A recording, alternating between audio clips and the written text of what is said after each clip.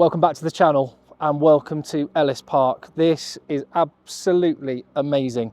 On this video, I'm going to put a bit of focus on New Zealand and their first test against England. I'm going to pick as an Englishman, what would be the most feared New Zealand team that I could select. That's what I'm going to do. So your thoughts in the comments down below. Hit subscribe, give the video a thumbs up. My thanks to the Lions in Johannesburg for this incredible access. I cannot believe I'm here. You just feel it in this place. I heard when I was at the Rugby World Cup and speaking to loads of South African fans, they were telling me how special, what a mecca of a stadium this is. And on the 31st of August, I will be here for South Africa against New Zealand, the first test of that two-test back-to-back matches in the Rugby Championship, and I cannot wait. And you feel it. You feel do you know what? Do you know what I'm going to have to do? Look, that's the set of posts that Joel Stransky knocked the drop goal over in the 1995 World Cup final. What's that now? 29 years ago. A moment of rugby history. And it was more than rugby history, wasn't it? It was just pure history from a South African perspective with those images of Francois Pienaar and Madiba, Nelson Mandela. Where's the spot? Where's the spot? So the scrum that happened was just on the 15. I'll have to check the video, but I think the scrum was around about here, maybe a bit further forward. And Stransky. Back it comes to Stransky. Up goes the kick. Up goes the Roars. Yeah, I think I'm still on the spot now that the drop goal was hit from. Wow. I'm having the best time in South Africa. Hopefully that's coming across on the channel. I had a look in the museum a little earlier, the museum here in the bowels of the stadium. And yeah, I am very jealous. Let me be honest, I am completely jealous of the rivalry between South Africa and New Zealand. They're like the best of enemies and the best of friends at the same time. And I'm very, very jealous of that because it's really special. And I got a feel for that at the Rugby World Cup final. I felt really lucky to be there. So when I saw the fixture list and South Africa were playing New Zealand, like I say, I'll be bringing the channel back. Now let me get to it then, the focus of the video today. I thought I would pick a New Zealand team that I would least like to play against, or I would least like to be selected against England, because obviously I'd quite like England to win in New Zealand. So I'm going to pick the team that I would least like to see selected, the razor selection that I would fear the most. Oh, lovely bit of wildlife landing on the turf here. So front row, and tell me if you disagree. I would like to see De Groot and Lomax, world class front row, and Auma as a hooker. My thinking there is two props that are quite experienced. Wiley, been to a World Cup final, won big matches, outstanding scrummagers, big old units, and then one guy who is the future in the hooker position. Codie Taylor is awesome. I would like to have him on the bench, and I would like to almost do the inverse of the starting front row, where you've got two experienced guys. I mean, De Groot and Lomax are still relatively young. They've got a lot of rugby ahead of them, but they've been there and done it.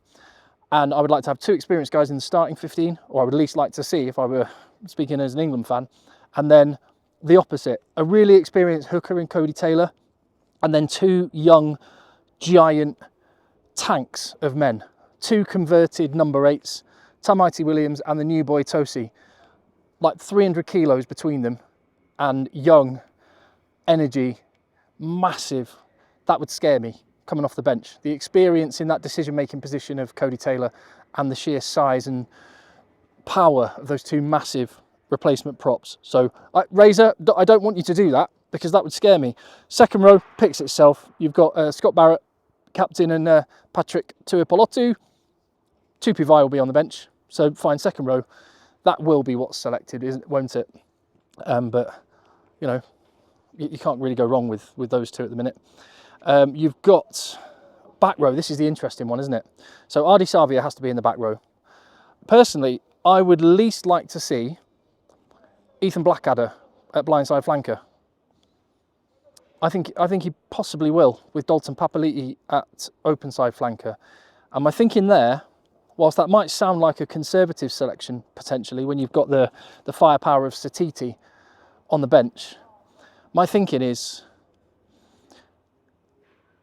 a gnarly, horrible, big, bruising New Zealand pack laying a platform for some absolutely rapid backs. That is what would scare me as an England fan.